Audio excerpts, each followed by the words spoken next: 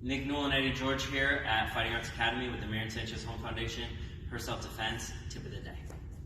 So someone gets on top of me here, say he's laying on top of me in jiu-jitsu, we call this the mount position. What I want to do, he's going to put hands on the throat.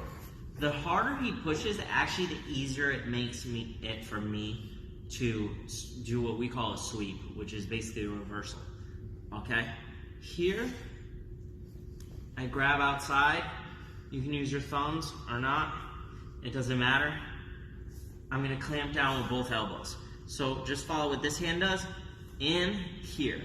Now you don't even need to, like me, I don't, but trust me, it's better if you use both of them. So the harder he pushes in, the more weight he takes off his body. So by taking that weight off the body, it makes it easier for me to reverse. Pushing in, here I clamp, and now what I'm gonna do is bridge up. You see how that lifts him up instantly? I'm gonna bridge and I'm gonna turn this way.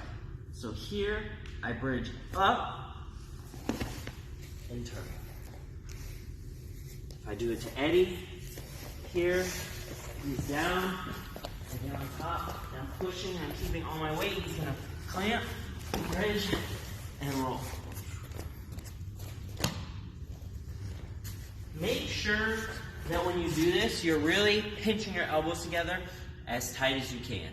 And when you bridge up, don't be shy about it. Really get up, here, here up, and what I want to do is I want to roll over. So when I roll over, I step over with this far leg, over, here, and then up on top. This is Nick Newell with Eddie George with your Maren Sanchez Home Foundation, her self-defense technique.